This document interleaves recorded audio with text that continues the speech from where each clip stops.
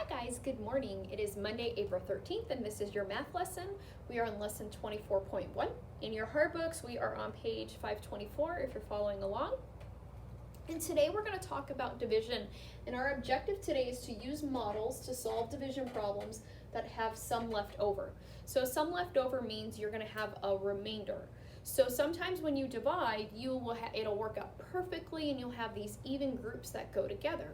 So an example would be if you said 20 divided by 5, you'd get 4 equal groups. And another thing to always remember is that multiplication and division are the opposites of each other. So if I say 4 times 5 equals 20, I could also flip it and say 20 divided by 5 equals 4. So, but now today we're going to kind of look at division problems that have an extra number. Because what if I were to tell you 21 divided by 5? Well, how would we work that problem? So we're going to kind of look at some ways today to help you solve that. You can use counters, you can use your multiplication strategies. We're going to go ahead and look at one of the problems in the bottom of your hard book, and then we're going to go ahead and watch a video. So it says down here, how can you use counters to model division with some left over? Well, as you can see, it says divide 25 counters into 4 equal groups. Put any leftover counters aside. Well, they divided it into 4 equal groups of 6 with 1 left over. And if you think of that as far as multiplication, let's take this one out for a second. You have 4 groups of 6. Well, what's 4 times 6? It's 24. It's 24, and they have 1 left over, which makes it the 25. Now, if you want to set it up as a division problem, let me move that. You would write it as 25 divided by the 4 equal groups. Now, we just said 4 times the 6 individuals in the group. You have 4 times 6 is what? It's 24, right? So 4 can't go into 25 equally. The closest we can get to it is 24. So we're going to say that 4 can go into 25 because 4 can't be divided into 2 by itself. It's bigger. 4 goes into 25 those 6 times. And when you're dividing, you have to pretend like there's like a little multiplication symbol. So you'd say 6 times 4 equals 24. And then when you subtract 25 from 24, you get 1 left over, or a remainder of 1. And usually how you write that is you would have your quotient of 6, and you put a little r for the remainder of 1. So the way when you're looking at a division problem, the number that's inside right here is called, it's called the divisor, or dividend, it's called the dividend. The number on the outside is called the divisor, and your number up top is called the quotient. So one of the hardest things about dividing is remembering that your dividend goes on the inside and your divisor goes on the outside. Quotient's usually really easy to remember because it's written differently. It's written with a Q, it's written for quotient. So it's easier to remember, but it's hard sometimes for people to remember where the divisor and the dividend go.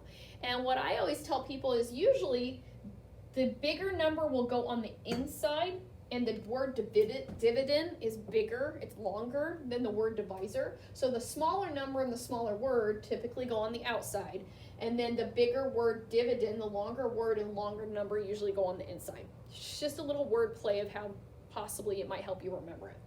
All right, we're going to go ahead and watch the video that goes along with this. We share it out into equal parts, like this. We can share out any quantity, but it always has to be a fair share. Each group has to have the same amount. This is the math sign for division. We read it as divided by. So we would read this as 15 divided by 3. Let's look at how it works. I have 15 candies. They will be divided between 3 people. Sharing equally, each person gets 5 candies. Division is the opposite or inverse of multiplication. They are always connected. If you know the answer to a multiplication question, you can work out the division from it. Here's a great strategy we can use. When we multiply or divide, we can use an array to help us. An array is a group of objects set out in rows and columns so they are easy to count. This array has 2 rows and 3 columns. You can count it and see 6. And you can multiply any array out. 2 rows times 3 columns is 6. If we have the question 6 divided by 3, we are making groups of 3. You can see we get 2 groups of 3. 6 divided by 3 is 2. If our question is 6 divided by 2, we are making groups of 2. You can see we get 3 groups of 2.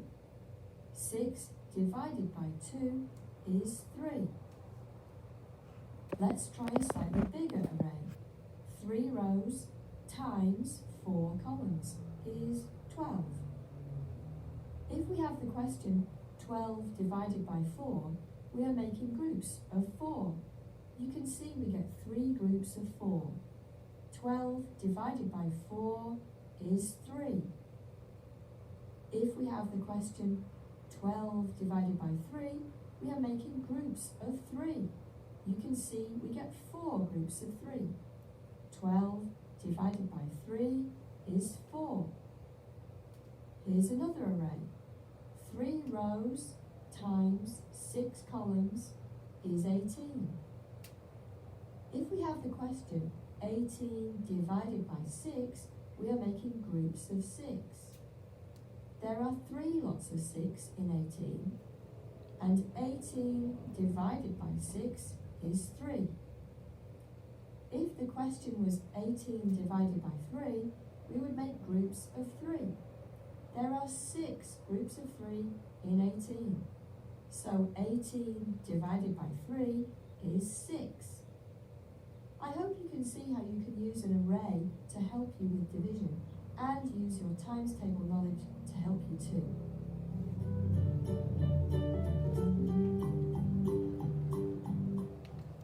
Alright guys,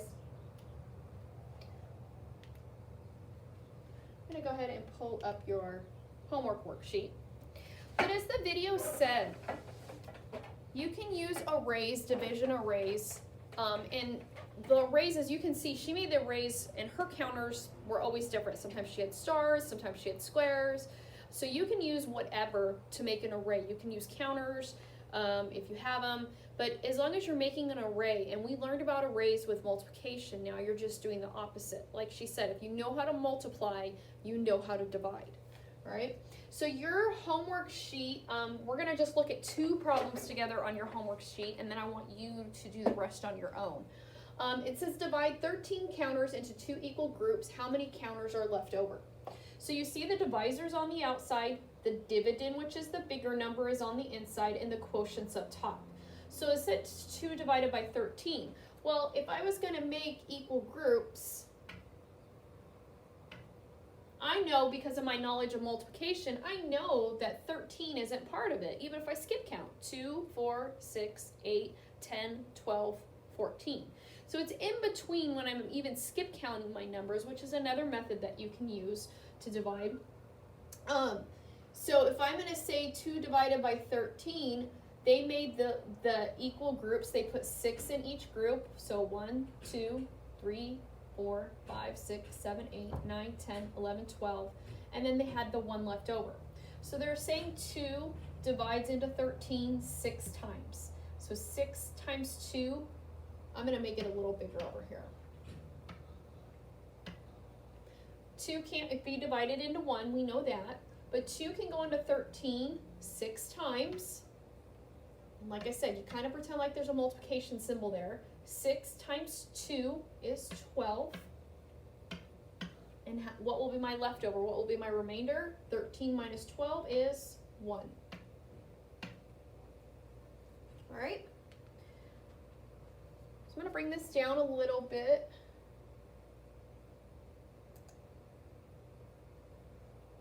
And we're going to look at the first problem together. So it shows you this is the division problem. Then it wants you to put what is the dividend, divisor, quotient, and the number left over. Well, they set up they have an example up here for you. So if you're like, oh, I forgot which one's the dividend, quotient, divisor, you can just look up here. So they have the dividend inside the division problem. So we're going to look over here, dividend, looking inside, you see it's 19. And then they want us to look for the divisor. The divisor is the number on the outside, which is the number 3. The quotient is what we have to figure out. So I'm going to set our problem up here, 3 divided by 19. And you could do this a couple ways. You could do it by multiplication process. You can do it by skip counting. You can do it by making the arrays. Okay? So I'm going to go ahead and I'm going to skip count. I'm going to say 3, 6, 9, 12, 15, 18, 21. Oh, I have to stop. That's too big. 21 is bigger than 19. You can't go that far. So I know that my answer is going to be 18. And it took me 3, 6, 9, 12, 15, 18. It took me 6 times to get there. So 3 times 6 is 18. So I'm going to put my 6 up here. Don't forget the multiplication symbol. 6 times 3 is 18. So what is my leftover or remainder number going to be? 19 minus 18 is 1. So your quotient, don't forget, like it shows you up here, is your number up top, which matches that one, it's 6. But our leftover number is 1. We'll go ahead and look at number 2 together as well, and then I'll have you try to do the rest of these.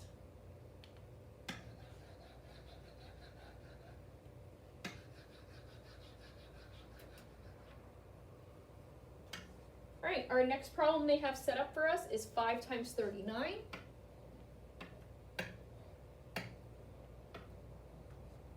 So this way you can use the multiplication method. Well, I know that 5 doesn't go into 39 because I know my 5s go in multiple 5s, 5, 10, 15, 20.